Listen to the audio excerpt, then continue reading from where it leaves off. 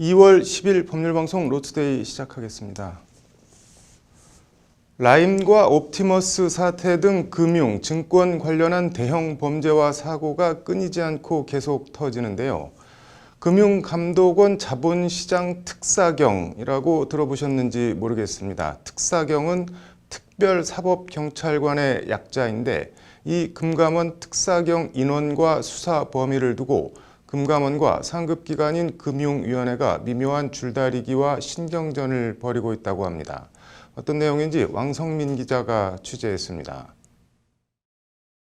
지난해 10월 DS투자증권의 리서치센터장 전모 씨와 직원 A씨가 매수 추천 정보를 이용해 자본시장법을 위반한 혐의로 구속 기소됐습니다. 특정 기업의 주식을 미리 매입한 뒤 해당 기업에 대한 긍정적인 분석 리포트를 배포해 주가 상승을 유도하는 수법으로 부당이득을 챙긴 혐의입니다. 업계에서는 선행매매라고 불리는 이 같은 부정행위를 적발한 건 금융감독원의 자본시장 특별사법경찰, 금감원 특사경이었습니다. 사실은 이제 주가 조작이나 이것들이 워낙 어려운 사건이니까 좀 더 적극적으로 의심 가는 사건들을 발굴해서 들여다보는 국가기구가 필요하다고 느낍니다. 이런 필요에 의해 금감원 특사경은 2019년 7월 전체 정원 16명 규모로 출범했습니다. 시세 조종, 주가 조작이나 미공개 정보 이용 등 자본시장에서의 불공정 거래 행위를 전문적으로 수사합니다. 금융 분야에선 자타공인 최고의 전문성을 갖추고 있다는 평가입니다. 문제는 금감원 특사경 숫자입니다. 전체 정원 16명 가운데 금융위 직원 1명과 검찰 파견 5명을 제외하면 금감원 본원 소속 특사경은 단 10명에 불과합니다. DLF, DLS 사태에서부터 라임, 옵티머스 사건 등 금융, 증권 관련 범죄가 급증하고 있는데 특사경 10명이 이를 다 감당하기에는 터무니없이 부족하다는 지적입니다. 사실은 10명이라는 거는 한 2개 팀, 많아야 3개 팀 정도 나오지 않겠습니까? 그러면 사건이 벌어지면 그 팀이 몇 개를 할 수 있겠습니까? 특히 이 주가 조작이나 이런 불공정 이런 문제로 보면 그 수사가 사실은 순순히 되지도 않을 거고요. 이건 돈 문제라서. 이 때문에 출범 당시부터 10명은 부족하다는 지적이 제기됐고 금감원도 30명은 돼야 한다고 특사경 임명 제청권이 있는 금융위원회에 요청했습니다. 그런데 당시 금융위원회는 이렇다 할 설명도 없이 금감원 본원 특사경 인원을 10명으로 정해 출범한 겁니다.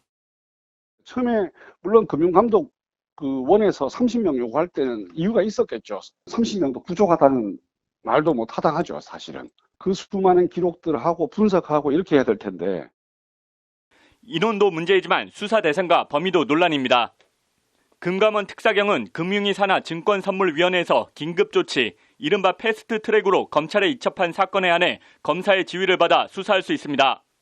금감원 특사경 단독으로 이른바 인지수사는 할 수 없고 증권선물위에서 넘겨준 사건에 국한한 겁니다.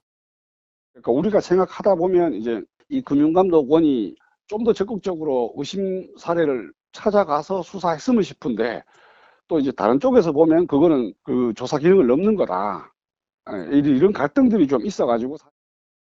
관련해서 금융 관련 범죄가 갈수록 대형화, 지능화되고 있는 점, 여기에 흔히 여의도 저승사자로 불렸던 서울 남부지검 증권범죄합동수사단이 지난해 1월 폐지되면서 금감원 특사경 숫자와 수사 범위 확대 필요성은 더욱 커졌습니다. 실제 증권범죄 합수단이 폐지된 한 달 뒤인 지난해 2월 대검은 금융위에 금감원 특사경을 확대해달라는 공문을 보냈습니다. 검찰도 특사경 확대 필요성에 동의하고 있는 겁니다. 특사경의 역할과 그 규모가 초기에는 그렇게 부각되지 않았지만 지금 이렇게 금융사고가 엄청나게 터지고 금융피해자가 양산되는 상황에서 제1차적으로 가장 피부에 먼저 와닿는 금융사고 문제의 실태와 그 대책을 세우기 위해서는 특사경의 증원은 바람직하다. 윤석헌 금융감독원장도 지난해 10월 국정감사에서 특사경이 인력 등 면에서 조금 더 활성화된다면 펀드 환매 중단 사태 등에 대해 적극적으로 접근할 수 있을 것이라고 아쉬움을 나타내며 조직 확대 필요성을 밝혔습니다. 그러나 해가 바뀐 최근까지도 결정권을 쥐고 있는 금융위가 이렇다 할 입장을 밝히지 않아 금융권의 의문과 논란을 자아내고 있습니다. 관련해서 상급기관인 금융위가 금감원 특사경 조직과 권한이 커지는 걸 불편해하는 것 아니냐는 관측이 금감원 안팎에서 나오고 있습니다. 특사경 활동은 기본적으로 수사 절차에 해당해 금융위가 아닌 검사의 지휘를 받습니다. 결과적으로 금융위 지시, 지휘 권한이 상실되는 건데 이 점을 맞듣지 않게 여긴 금융위가 출범 당시부터 금감원 특사경 인력과 권한을 제약한 거 아니냐는 겁니다. 사실은 특별사법경찰이 되면 그 활동을 하면 이게 수사가 됩니다. 수사가 되면 수사 개시하고부터는 금융감독위원회라는 그 조직, 행정조직의 어떤 지시명령보다는 그 검사하고의 수사 절차로 바뀌는 거거든요. 그러니까 어떤 의미에서는 금융감독위원회가 금융감독원이 특사경을 받아가는 걸 좀 마땅치 않게 생각한 거죠. 논란과 의심의 눈초리가 확산되자 금융위도 최근 한 발 물러선 것으로 알려졌습니다. 금감원 특사경의 운영 성과를 평가해 오는 7월쯤 증원 여부를 결정하겠다는 겁니다.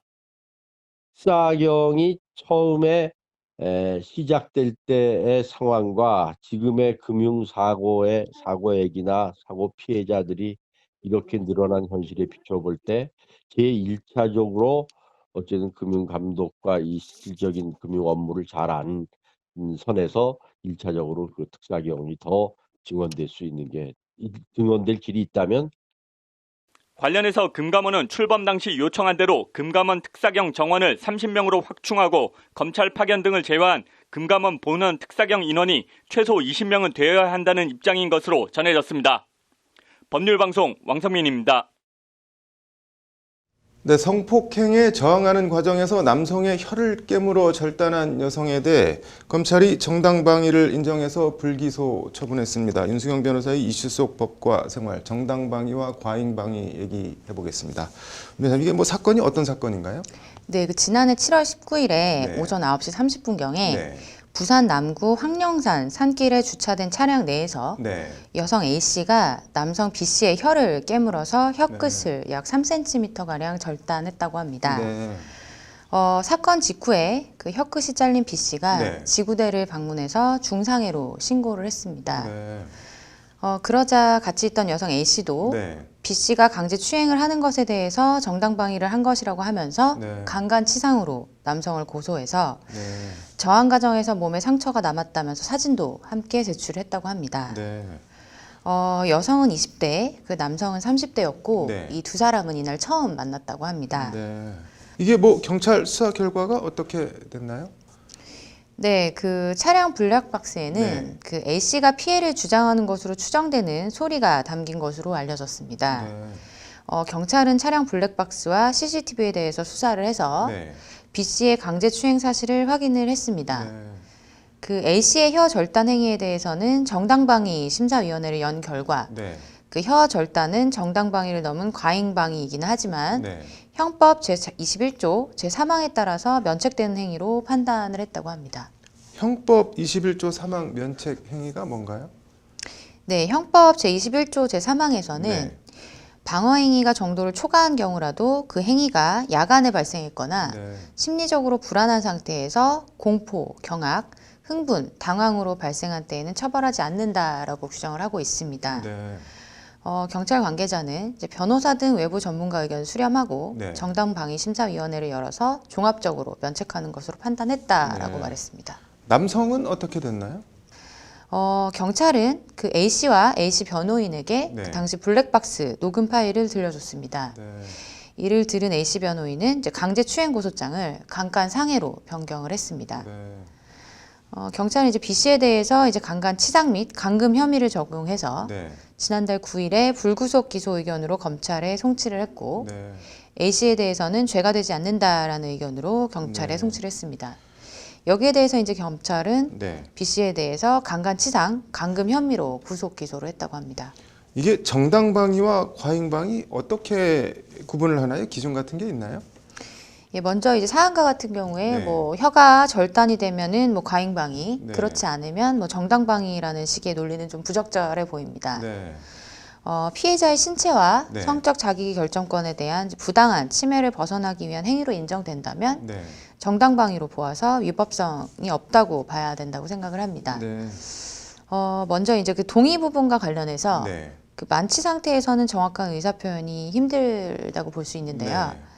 뭐 동의나 거부를 명확히 표현할 수 없는 상태, 네.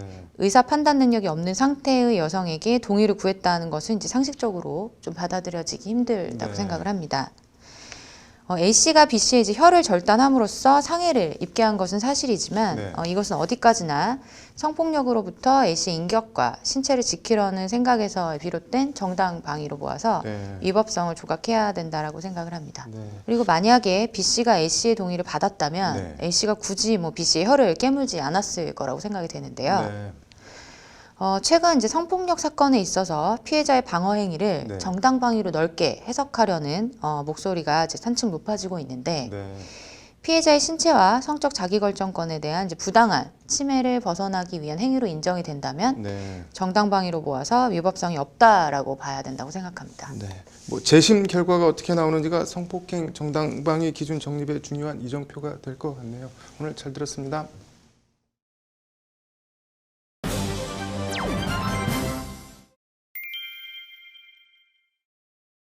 네, 묵고 있던 호텔에서 빈대에 물려서 전신 피부염이 생겼다. 황당하다면 황당한 일인데 호텔 측의 배상 책임이 있을까요? 법률구조공단 사용설명서 신세아 기자와 얘기해 보겠습니다. 신 기자, 호텔에서 빈대에 물렸다. 이거 뭐 어떤 일이 벌어진 건가요? 네, 일단 올해 44살인 이모 네. 씨 얘기입니다. 네. 이제 이 씨는 지난 2017년 10월에 네. 이제 결혼식 웨딩 사진 촬영을 앞두고 네. 이제 자신의 친언니와 함께 2박 3일간 전주시 소재의 한 호텔에서 머물게 됩니다. 네. 그러던 중 자매들이 호텔에 투숙한 지 이틀째 되던 날 네. 갑자기 이제 피부가 가렵고 좀 빨갛게 부어오르는 등 이 피부염 증상을 보였는데요. 네. 알고 보니까 이제 호텔 침구류에 서식하던 해충에 수십 네. 군데가 물려서 처음에는 이제 가려움 증상을 보이다가 네. 이제 빨갛게 부어오름으로 번지는 소양증 및 전신 피부염 증상으로 번지게 된 겁니다. 이게 뭐 그 해충이 빈대인지는 어떻게 안 건가요? 네, 그 이 씨의 언니가 네. 이제 투숙 9개월 전이었던 같은 네. 해 1월 같은 호텔 동일한 방에 묵은 적이 있었는데요. 네. 이때도 이제 이 씨의 친언니가 해충에 물려서 2개월 이상 치료를 받았던 적이 있었다고 합니다. 네. 그래서 당시에 이제 이 씨 언니가 당연히 이제 호텔에 네. 강력하게 항의를 했고 네. 당시 호텔 측이 좀 자체적으로 조사를 해보니까 네. 실제로 다수의 빈대와 빈대 알이 그 침구류에서 발견이 됐습니다. 네.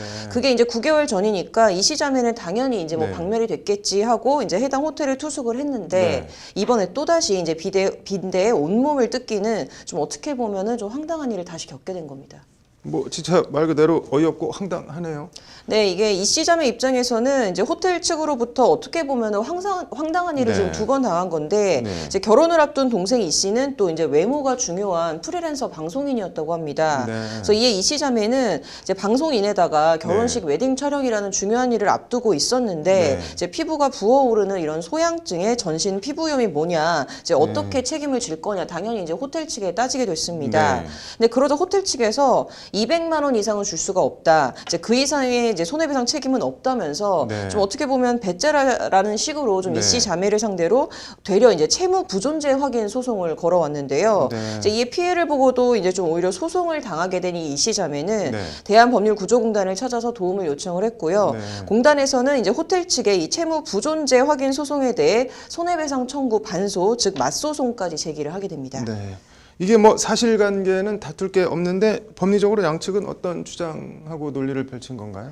일단은 재판에서는 네. 이 씨 자매가 빈대에 이제 물린 게 호텔 측의 책임을 물을 수 없는 네. 호텔 측도 뭐 어쩔 수 없는 불가항력 즉 이제 네. 불가피한 사정이 이제 있었냐 뭐 이에 해당하는지 여부가 네. 쟁점이 됐습니다. 네. 그래서 이에 호텔 측은 사실관계 자체는 인정을 하면서도 100만 원을 들여 전문 방역업체를 통해 방역과 청소를 했다면서 네. 그런데도 객실 내 해충이 박멸되지 않은 것은 불가피한 사정에 해당한다. 책임 범위를 제한해야 한다라고 주장을 했습니다. 네. 그래서 이에 대해 이제 이 씨를 예리하고 있는 공단 측은 네. 숙박업소를 운영하는 자는 안전하고 편안한 시설을 제공할 의무를 부담한다면서 네. 침구류의 적절한 세탁 및 소독 조치를 게을리한 채무 불이행 책임이 있다라고 맞섰습니다. 네. 이제 여기서 공단 측은 네. 이제 특히 이제 이 씨 자매가 사건 이후 잠을 네. 잘 때마다 좀 불안감에 시달리는 점 네. 그리고 또 이제 뭐 가족들에게 빈대로 네. 옮길까 싶어서 좀 정신적 고통을 겪고 있는 점 등도 함께 부각을 했습니다.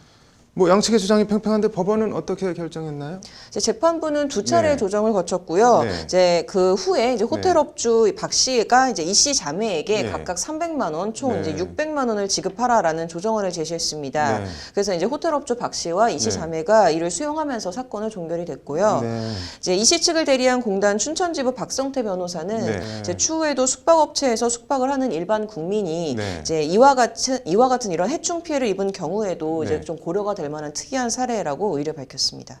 이게 뭐 특이 사례라는 표현을 썼는데 여태까지 비슷한 사례가 없었던 건가요, 그러면? 이게 지금 국내 사례에는 네. 이제 이번 사건 외에는 아직 확인된 게 없고요. 네. 이제 외국에는 좀 유사한 사건이 하나 있었습니다. 네. 이제 지난 2013년 미국 캘리포니아 이제 렌초 쿠카몽가라는 곳에 위치한 네. 힐튼 가든에서 이제 빈대에 물린 이 3인 가족이 호텔을 네. 상대로 치료비와 정신적 스트레스 비용을 보상하라라고 해서 소송을 제기했던 사건이 하나 있었는데요. 네. 그래서 이에 이제 이 샌버나디노 카운티 법원은 이 가족들에게 네. 54만 6천 달러, 이제 우리 돈으로 한 6억 원 정도 되는 금액을 이제 지불하라고 판결했는데요. 네. 이게 뭐 어떻게 보면 빈대와 관련된 소송 네. 중 가장 최고 금액이 아닌가라는 얘기가 전해지고 있습니다. 뭐 6억 원이면은 빈대에 잠깐 물리는 것도 괜찮은 것 같기도 한데 아무튼 빈대에 물리면 숙박업소에 배상 책임이 있다고 하니 뭐 나름 쓸모 있는 정보인 것 같네요. 오늘 잘 들었습니다. 네, 이어서 법조계 소식 전해드리겠습니다. 경북 칠곡 쿠팡 물류센터에서 일하던 중 지난해 10월 숨진 20대 노동자에 대해 근로복지공단이 산업재해를 승인했습니다. 유족은 야간 근무 등 과중한 업무 부담으로 숨졌다며 산재를 신청했고 공단은 업무 관련성을 인정했습니다. 청담동 주식부자 이희진 씨의 부모를 살해한 혐의로 기소된 36살 김다운 씨가 파기환송심에서도 무기징역을 선고받았습니다. 이 사건은 2심 선고를 앞두고 1심 재판부가 국민참여재판 확인 절차를 누락한 게 나타나 처음부터 다시 재판이 열려 선고가 내려졌습니다. 지병 치료를 위해 50여일 동안 서울대병원에서 입원 중이던 이명박 전 대통령이 퇴원해 안양교도소에 수감됐습니다. 이 전 대통령은 이전에 수감되어 있던 서울 동부구치소 수감을 원했지만 법무부는 코로나19 대응과 수용 여건 등을 감안해 안양교도소에 수감했습니다. 16개월 입양아 정인이 학대 사망 사건 관련 학대 신고를 부실 처리한 서울 양천경찰서 담당 팀장 등 경찰관 5명에 대해 정직 3개월 징계가 내려졌습니다.